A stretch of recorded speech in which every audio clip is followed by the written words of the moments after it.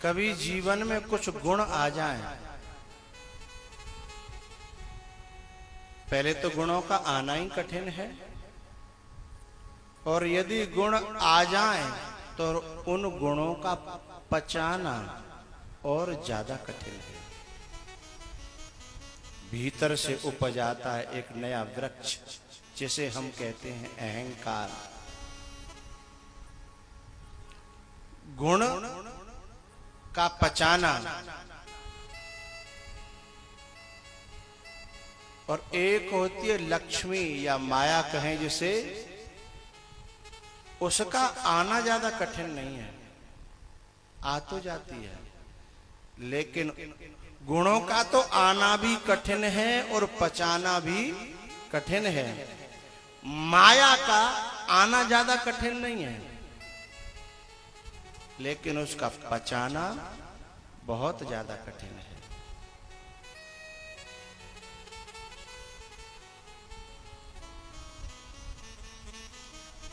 एक दोहा था, मुझे याद नहीं है पूरा। 9 प्रकार के धन ऐसे होते हैं जो ठहरते नहीं हैं। ये 9 नहीं ठहराए, अंतिम पंक्ति है उसकी, ये 9 नहीं ठहराए। उसमें 3-4 मुझे याद है। जुआ से पाया हुआ धन कभी नहीं ठहरेगा। दलाली से पाया हुआ धन, आगे वाली तुम बोलो, कभी नहीं ठहरेगा। नाठ का धन, नाठ जानते हो? नाठ का धन कभी नहीं ठहरेगा। किसी मंदिर, मस्जिद, गुरुद्वारा, आश्रम से मिला हुआ धन, बोलो बोलो, कभी नहीं ठहरेगा। कितने 4 हो गए? इतने याद है मुझे। ऐसे 9 धन हैं, 9 प्रकार के। ये 9 नहीं ठहरा। ये 9 धन कमा कितना भी लेना, लेकिन इन्हें कोई रोक नहीं सकता, इन्हें कोई पचा नहीं सकता। और इस धन में से यदि किसी साधु और ब्राह्मण ने खाया, और यदि उसने गायत्री मंत्र का जाप नहीं किया है, उसने यदि साधना नहीं की है, तो उसकी बुद्धि भी भ्रष्ट हो जाएगी। इसलिए पहले जो साधु ब्राह्मण थे ना, ये हर जगह का भोजन तो दूर, पानी भी नहीं पिया करते थे, क्योंकि इन्हें सबसे ज्यादा अपनी बुद्धि की साधना करनी होती है। क्योंकि हम लोग लाखों रुपए खर्च करते हैं अपने घर को सेट करने में, लाखों रुपए खर्च करते हैं घर को सही करने में, गाड़ी सही करने में, और ऑफिस सही करने में, सेट करने में लाखों रुपए खर्च करते हैं। लेकिन मैं ये चाहता हूं कि ये 4 इंच की जो खोपड़ी है ना, इसे सेट करने में कभी हमने धन को खर्च नहीं किया है। ये करना आ जाए, ये सेट हो जाए ना, तो ये सारी चीजें अपने आप सेट हो जाएंगी। न जाने कितने सेट खरीदने के बाद, sofa set, TV set, cup का सेट, न जाने कितने सेट खरीदने के बाद फिर भी आदमी कहता है हम तो बहुत अपसेट हैं। अरे तेरे घर में इतने सेट हैं फिर भी तू अपसेट है, क्योंकि इस 4 इंच की खोपड़ी को सेट करने के लिए कभी खर्चा ही नहीं किया। यदि इसे सही करने के लिए खर्च कर लिया होता, तो भले ही कितने भी घर में सेट न होते, लेकिन तू तो सेट होता, कम से कम तू तो अपसेट न होता है? आदमी अपसेट हो गया है। तो ये जो अजामिल था ना, न जाने कैसा, हमारे गांव में बड़े बूढ़े कहते थे कि भाई देखो, धान को धाने देख के खइयो, धान को धान है देख के खइयो। हाँ, तो अजामिल कुछ ऐसा ही जीवन में कुछ आहार कर गया। और मैं तो इससे और आगे की बात कहना चाहता हूं, इससे थोड़ा सा आगे की बात। क्या अजामिल के प्रसंग में हम समझ रहे हैं कि उसने कुछ अन्न ग्रहण कर लिया था, गलत। केवल अन्न ग्रहण करने को आहार नहीं कहता, मैं अपनी बात कर रहा हूं। मैं 4 प्रकार के आहार मानता हूं।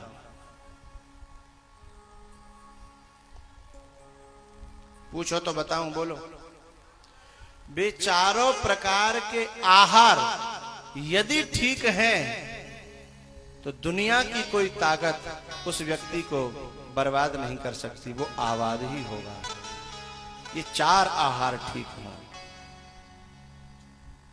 पहला आहार तो आप जानते ही हो, ये हम जो भी जीभ से लेते हैं ना, जो भी मुख से लेते हैं, वो पहला आहार है। दूसरा, हम आंखों से जो भी ले रहे हैं, भीतर ले जा रहे हैं। आप इस समय आंखों से मुझे भीतर ले जा रहे हो। लोचन मग,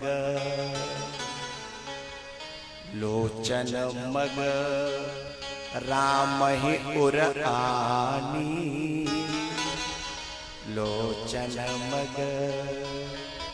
आंखों के मार्ग से आप आहार कर रहे हो इस समय।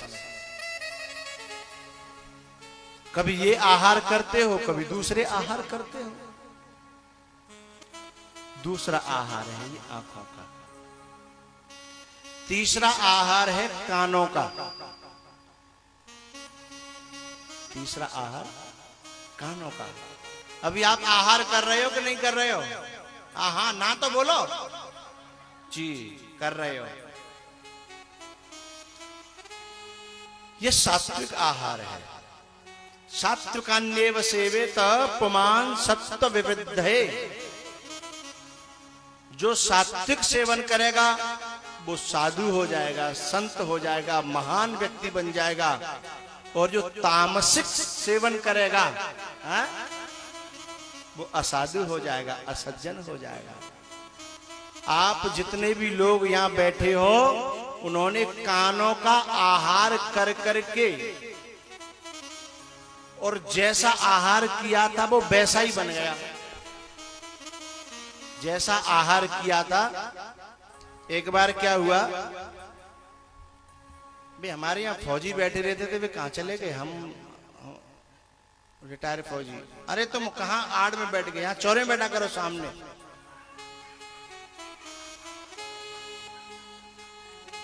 हाँ, यहाँ बैठा करो। तुम समझ लो नगला सेवाराम के जामवंत हो, जामवंत। हाँ, जामवंत। हाँ?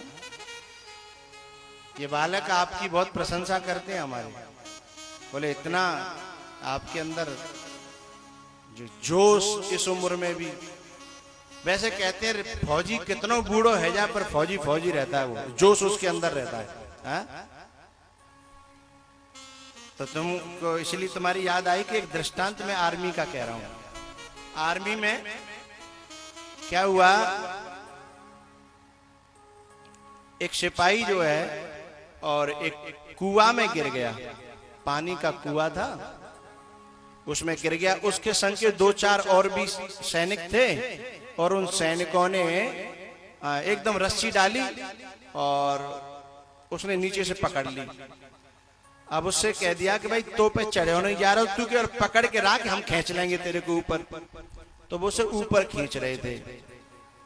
तब तक क्या हुआ, अधिकारी को पता लगा कि हमारा सैनिक कुआं में गिर गया।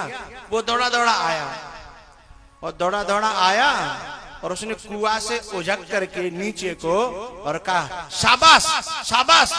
और जैसी बान शाबाश गई, सो बान अपने सर को देखा तो रस्सा छूट गया, सलूट करने लग गया। सलूट किया तो दम से नीचे पहुंच गया। सर ने कहा कि क्या हुआ? अरे बोले आपने तो आके गिरा दिया। आप निकालने आए थे लेकिन आपने तो गिराया, सर ने नहीं था। अब मैं समझे एक काम की बात कहनी है। कानों के माध्यम से आहार गया था। कई महीने ट्रेनिंग चली थी ना, तब ये आहार दिया गया था कि सर के आगे आते ही क्या करना है। हाँ, तो वो जो आहार था इतने दिनों का, उसने इतनी अंदर जगह बना ली, इतनी अंदर बना ली कि उसके सामने आदमी ये भी भूल गया कि मैं रस्से पे लटका हुआ हूं, मुझे क्या करना चाहिए क्या नहीं करना चाहिए।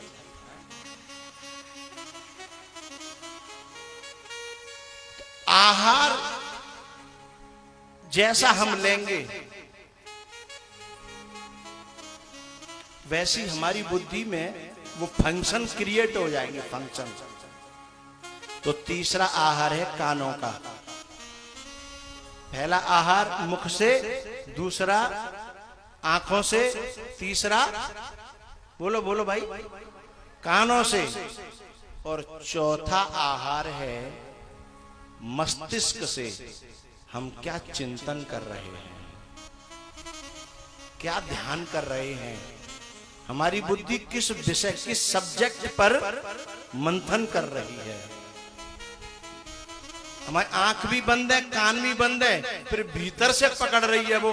दिल्ली, बंबई, कलकत्ता, कानपुर पकड़ती है ना, है?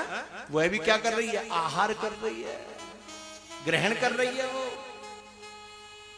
तो ये चारों आहार जिसके शुद्ध हो गए हैं वह महान बन जाएगा, और ये चारों आहार जिसके अशुद्ध हो गए हैं वह कभी महान बनने वाला नहीं है साहब। तो ये अजामिल का आहार पहले न जाने कौन सा गड़बड़ हुआ, लेकिन आहार गड़बड़ जरूर हुआ।